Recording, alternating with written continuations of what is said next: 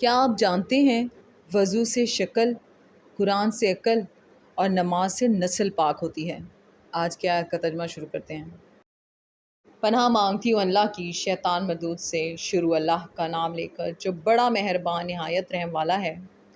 اور نوح کی طرف وحی کی گئی کہ تمہاری قوم میں جو لوگ ایمان لا چکے ان کے سوا کوئی اور ایمان نہیں لائے گا، تو جو کام یہ کر رہے ہیں ان کی وجہ سے غم نہ کھاؤ، اور ایک کشتی ہمارے حکم سے ہمارے روبرو بناؤ، اور جو لوگ ظالم ہیں ان کے بارے میں ہم سے کچھ نہ کہنا، کیونکہ وہ ضرور غرق کر دیے جائیں گے۔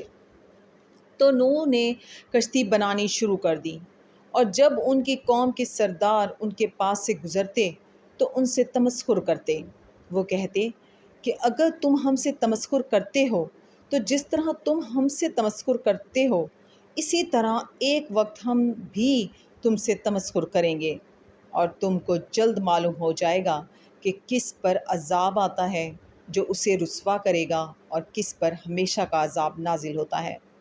یہاں تک کہ جب ہمارا حکم آ پہنچا اور تنور جوش مارنے لگا تو ہم نے نوح کو حکم دیا کہ ہر قسم کے جانداروں میں سے جوڑا جوڑا یعنی دو دو جانور، ایک ایک نر اور ایک ایک مادہ لے لو، اور جس شخص کی نسبت حکم ہو چکا ہے کہ ہلاک ہو جائے گا اس کو چھوڑ کر اپنے گھر والوں کو، اور جو ایمان لایا ہو اس کو کشتی میں سوار کر لو۔